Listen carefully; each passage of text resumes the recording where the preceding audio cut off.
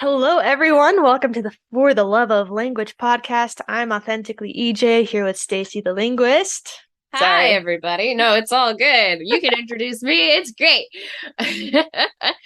All right. This podcast, this episode has a massive disclaimer on it. This episode. Today, we're going to talk about taboo language and swear words. And this is a topic that has been requested a number of times. But due to the sensitive nature of taboo language, we have to make it very explicit. We can't talk about it on Twitch. And, we need to be very gentle and respectful when we're using taboo language, especially when it refers to specific groups of people. And so, with that in mind, as a disclaimer, there will be explicit language being used on here. We will be talking about some slurs of different kinds. So if you are in the car with your little kids, might be better to listen to this one later. Yes. And we are going to be doing this from a purely academic standpoint. Okay. We are not doing this to hurt or harm any cultures or peoples or anybody, any religions or anything specifically. This is for purely educational purposes. So the words being used here are not going to be loaded in any way, shape, or form. We ask that anybody who discusses taboo language do so with respect, care, and kindness from an academic and educational standpoint, and with gentleness and respect.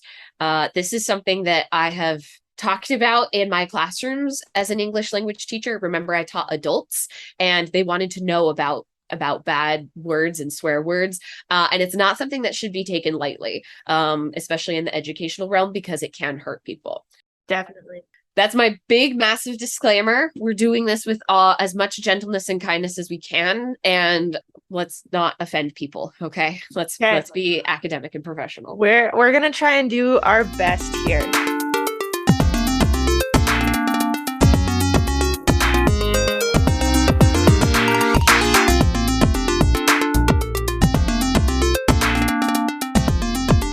Maybe let's start out by just talking about a couple wider things related to, swear words, taboo language when it comes down to it. I think one interesting thing that comes up is there is definitely a gradient, a scale of how taboo a word actually is. And this changes over time. It does. There is a tendency over time for words that are extremely taboo to actually become less and less taboo, and for new taboo words to take their place. Yes, I actually had some friends in my undergrad. They conducted a whole study about this, a little survey. They surveyed. They did like a modern survey, and then they did a survey from, I can't remember what exactly it's called, but a survey from like the old television standards for what kinds of words could or could not be used on television from like 50s, 60s, 70s, 80s, and then how people perceived those words and phrases in modern times. And they had a beautiful graph about how people perceived certain taboo words. Definitely. Yeah, so that's definitely one thing to keep in mind. There is a gradient. It does change over time. And probably another really, really huge thing, and this is a little bit related to our last episode on pragmatics, context really matters as well when talking about, swear words, taboo language. I think the most obvious example would be you have things like the Bible, a religious text, and if someone is quoting the Bible and talking about heaven and hell, then it's fine to use the word hell in that context. Most people will not object to that. But then if you take hell out of the context where you're actually talking about that, religious construct, then suddenly the word moves on the gradient into like a much more serious, actually taboo place when it might not have been when talking about the Bible. Yes. Likewise, certain people can use certain words where others cannot. And this kind of goes into something that I wanted to touch on, is why taboo words exist in the first place. Taboo words exist in the first place because language is ultimately a tool for communication and for identity. And because people have used language to identify themselves and others specifically, there are lots of words out there to identify those who are othered, and those will often be like taboo words or other things to kind of like identify yourself as like different, right? Like some people can use certain words, some people can't use others, or by choosing to use this word, you're identifying a certain way.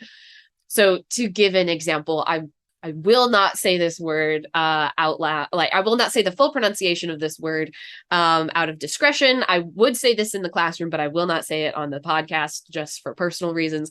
But the N word. The N-word is a great example of this.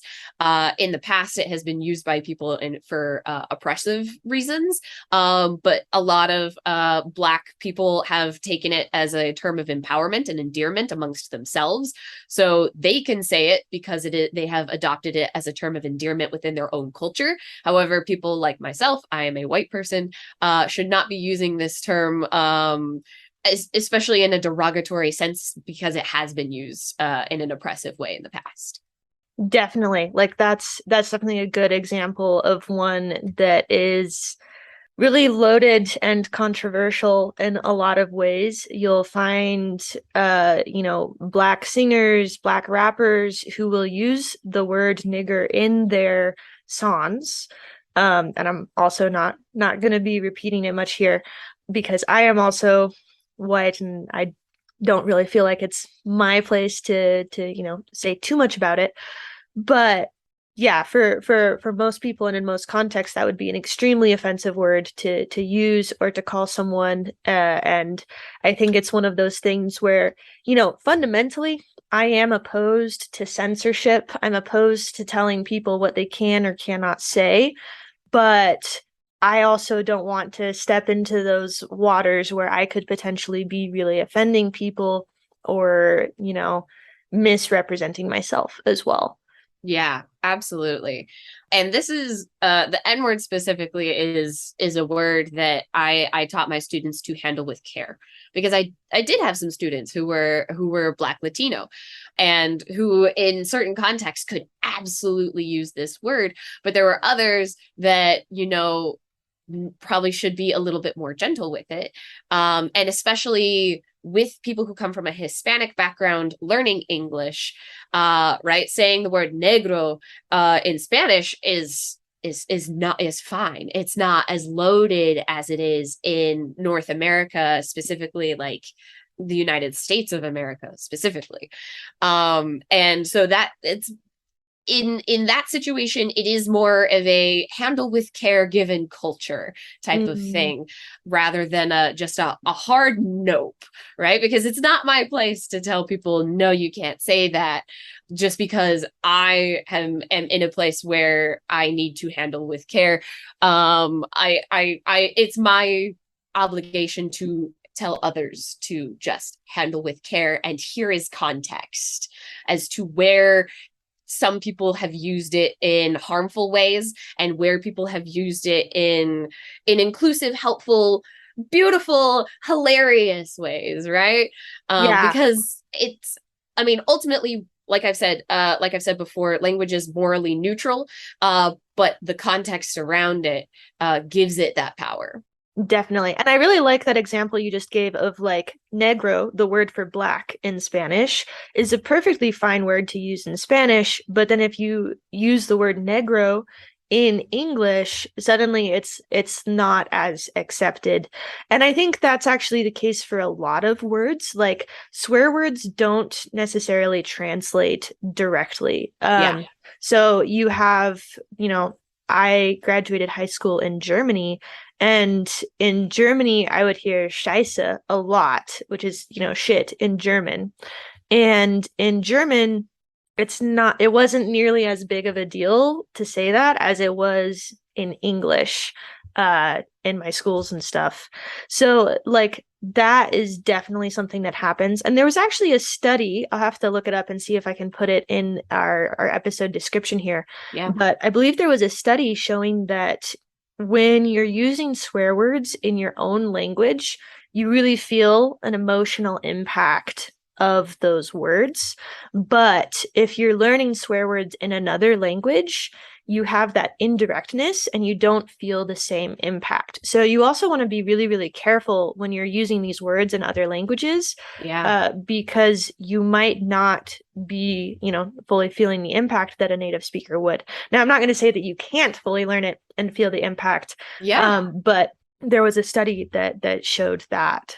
Yeah, absolutely. And again, that kind of leans into how culturally relative taboo language is, right? Because that when you're just learning the words, the vocabulary, the grammar, you're learning the tool itself. So you can definitely learn the swear words and the taboo language from another language and not feel that impact because you are not culturally engrossed in the culture that's using that language, right? Mm-hmm. But as you develop, as you learn, as you maybe travel to the place where they use that language or interact with those people, and you become part of the culture more, you'll start to feel that impact greater because it's culturally relative. Definitely. I wanted to touch on briefly again that like sliding scale of what is considered taboo language and like what isn't. So calling back to it was a really thorough, beautiful study. I really wish they could have published it. This study that my friends did back in undergrad, their graph was just so pretty. I had them text me a picture. I was like, I need to see this graph for time and all eternity. It's just gorgeous. But they categorize different taboo terms in terms of like scatological, religious, like slurs, stuff that was like racial, stuff like that. And they sent out the survey to see how people ranked the severity of these things. And what's interesting is religious terms, like you were saying, hell, damn, God is in like, oh my God, those have all been ranked really, really low. So here in America, they're still taboo. They're still kind of up there, especially depending on where you go. But they're pretty low on this scale. And then up next was like scatological terms. So things like shit and piss and other like body part terms like pussy and dick. We're like up there as well. And then towards the top, I think there was a fourth category, but my memory is failing me currently. But at the very, very tippy top, and I think it comes as no surprise, were like racial slurs or slurs specifically about groups of people. So things like the N word, words like towel head, I'm having a hard time thinking of some other ones, probably for good reason. But some of those ones that alienate or isolate people of different ethnicities or colors are definitely like towards the top in the United States, where that's like a big no-no. But what's interesting is I was talking to a friend from the Netherlands and I was asking them, what is the worst thing that you could say to a person? And I was shocked by their answer because this was something that we don't even think about in English, in American English. I mean, we have kind of ways you can say it, but nothing quite like how they say it in Dutch. The worst thing that you can say to someone is that you wish they had cancer. Oh, that's dark. It's dark. I was like, oh, wow. I had never thought of that. Like as an Mm. insult, I had never thought of that. Like in American English, you can tell someone to go to hell or to fuck off. Or if you want to be old fashioned, you can say a pox upon your family or plague Right. be upon you, right? But Yeah. nothing quite as heavy hitting as uh you deserve cancer or something akin to that. Yeah. And so again, I think that goes to show how again like culturally relative these things are, where something that I had never even considered to be like a possible way to insult somebody is the worst thing that you could say in a different culture. Right. And for some cultures, that like scale that you talked about with Yeah. like, maybe bodily terms or animal terms, like those might be ordered differently in terms Yeah. of severity in different cultures. One that comes to mind in Russian, if you call someone a goat, like the animal a goat, that's Hmm. actually a really, really bad insult. But Yeah. now in the US, GOAT has become the acronym greatest of all time. And it's a great Right. thing to call a person a goat. So that Right. really highlights like you don't want to accidentally call someone something that you don't realize is actually super, super offensive. So you want to be really mindful. And in some cases, when you're learning a language, it might be a good idea to go out of your way to learn what are the slurs just to be able to avoid them, Yeah. because you definitely, definitely don't want to make those accidents. Yeah, and that was something like when I was teaching, I reserved for my advanced level students, just because they were learning more about the like cultural implications. So when you're learning, make sure that you're in a place where you can talk about like culture and stuff, right? Like a beginner level student might not be considering some of the cultural implications. So make sure that you have you have a competency enough that you can kind of understand the impact a little bit more. And then again, like I've said, handle with care, especially if you are a teacher. To all of my teachers out there, handle with care when you're talking about these things, not just for your own cultural, like not necessarily for your own safety, so to speak, and I'm putting air quotes around that, not necessarily for your own safety so you don't get canceled, but also just because like I said, even if people don't fully understand the cultural impact, you need to give it that sensitivity that it deserves even in the classroom, because like taboo language should be considered like a serious topic, and it's fun to like talk about in passing, right? But ultimately, you know especially when things are could can be very harmful. I keep saying this. I know I'm talking a lot about like the impact of talking about taboo language, but I think it's important making sure that people are kind at the end of the day and can use language appropriately. I think is the biggest thing of Definitely. just being aware. I kind of want to go back to your point also on like, racial slurs are specifically harmful. And part of that is that you're deliberately othering Yeah. a people. And I think that's a really important concept. Like, whenever, a country wants to inspire people to sign up and go to war with another people, you're going to, do things to other them to say, we are the best, we are superior, and these people, we're going to create this name for them, we're going to dehumanize them, we're going to attack them, and then we can justify our actions against Yeah. them. And, war and actually killing people is the extreme of this. But, if you're playing basketball or something and there's a bunch of guys and then one girl, and that girl is being called a bitch, that's going to be really, really othering and harmful towards that person. It's not a racial slur, but it's a gendered slur. Hmm. And it's implying that because of this aspect of who you are less than, you don't belong here. And I Yeah. think that's where a lot of the actual harm comes in using these words, and where you want to be careful. And I would say that, we talked specifically about the N word being really harmful, especially as, white people. We don't want to other people of other races. We don't want to misuse this and make people feel like they're being singled out, they're being insulted, they're not understood. But I think in a lot of cases, even using slurs against yourself, if you're part of a demographic, is actually harmful in a lot of ways, because you're normalizing this othering of yourself. And a lot of people will do this, jokingly. Like I know people who are Mexican who will make kind of anti-Mexican jokes against themselves.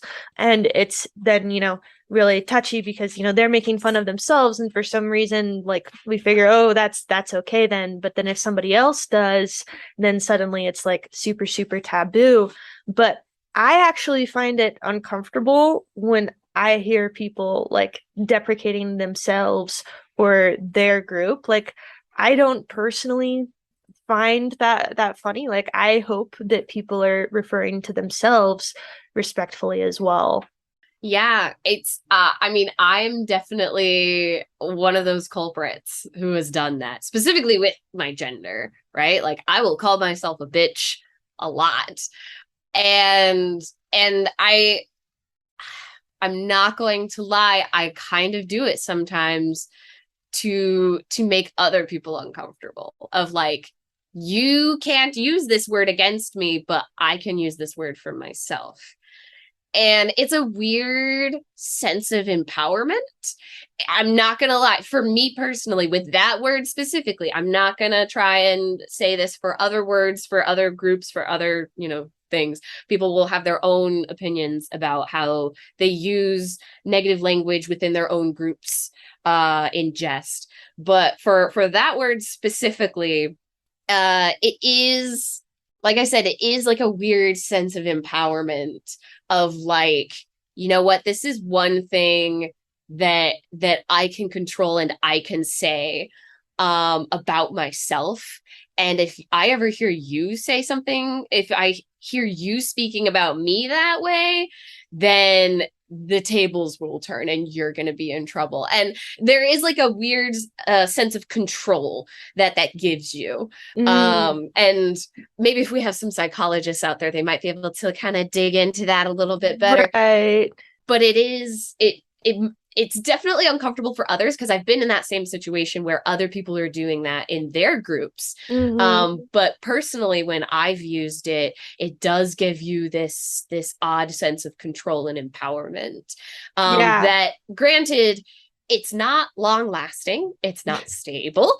It's probably a result of some sort of underlying insecurity about me and my gender, but it is a way that language can be used and it can kind of socially manipulate a situation. I'm not gonna lie, I've Mm. used it in those ways. Yeah, no, definitely. And I think people do that. Like, I think that's not abnormal. Yeah, And like I said, I definitely am personally very anti-censorship, very pro, like, you should be able to express yourself however you feel makes the most sense. And, you know, for people kind of reclaiming their power when it comes to gender and racial slurs and things like that, you know, power to you. You know, everyone should use language in the way that they feel makes the most sense, being aware still of how that's impacting the people around you. I think there's a really big difference in, you know, being a little bit self-deprecating and like actively insulting another person.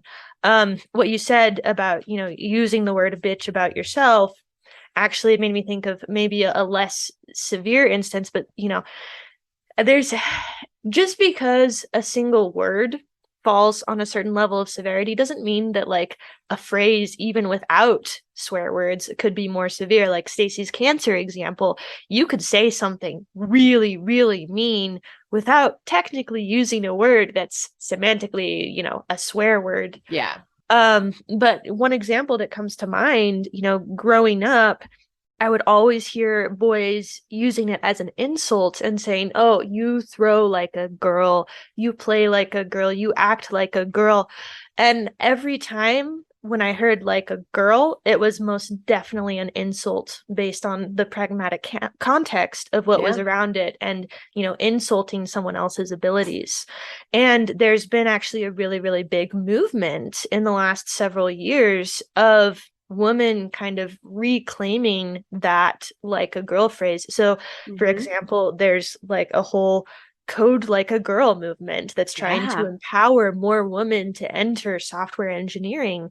And so it's a really interesting thing Mm-hmm. that like people do try to reclaim and turn around these insults and change the meaning to empower themselves. Yeah. Yeah, definitely. Absolutely. And it's really great to see, even if it may be uncomfortable for a time. And it may be uncomfortable for you. That's the interesting thing about taboo language is it's meant to make people uncomfortable. But as anyone who's ever even considered what comedy is, you will know that you get people thinking about things when they're uncomfortable. And a lot of comedians will do this. They'll push boundaries to make people uncomfortable to get a point across because it's in that discomfort that people learn. And it's absolutely fascinating.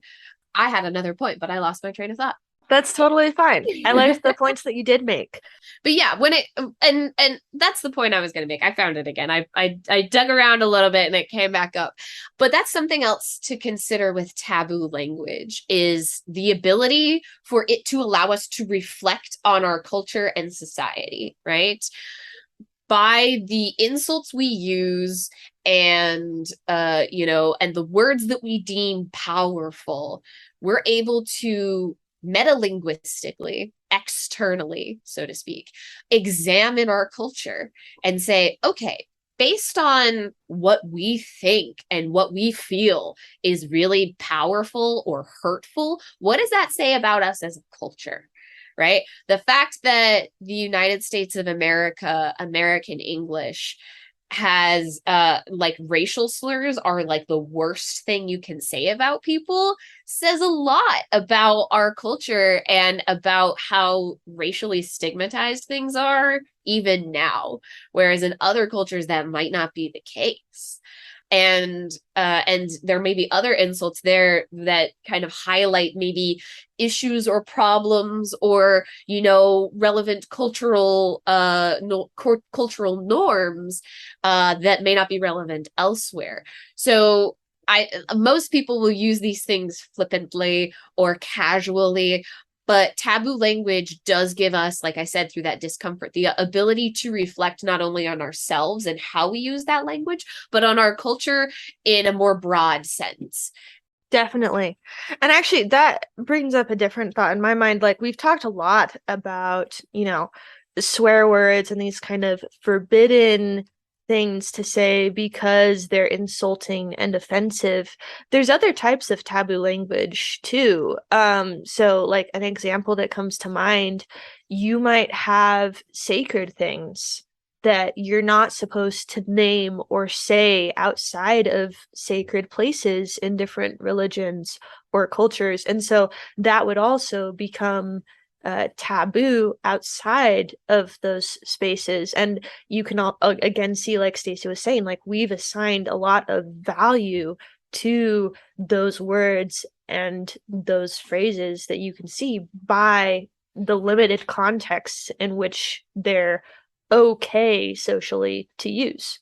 Yeah, yeah. Much like how there are many dietitians out there who are saying that by restricting yourself a lot, you're maybe like setting yourself up for failure. If you say I can never have chocolate, all of a sudden you're only gonna want chocolate. And by like just cutting things out, you might be giving that thing more power. Taboo language kind of does the same thing psychologically, right? If something cannot be said outside of a certain context, all of a sudden it's special, it's different, it's got this somethingness to it that kind of highlights it in the corner of your mind.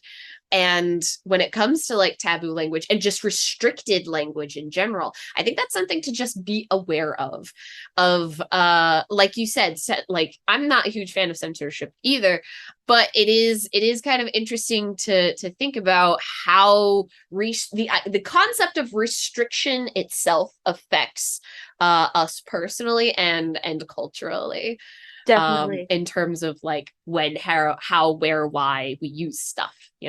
Right. And there's an interesting thing as well, like even if you believe something is offensive or something shouldn't be said, what is the best reaction to that? Like there's the whole thing about people are offended about some of the ideas that are in books. And so then they Yeah. ban those books. And the actual end result of that is that those books become way more popular because now it's banned and everyone wants to see why and know what this other group doesn't want them to be reading. Yeah. And I think it's the same thing with these words in some ways. Like, by saying, oh, you can't say this, people see that boundary and they want to push it. They want to find out, well, why? What's on the other side?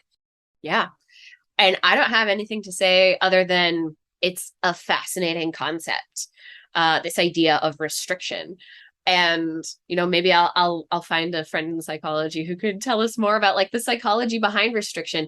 But it is a very fascinating concept of and this whole idea of what types of language can and cannot be restricted, or who restricts what in their language, et cetera, et cetera.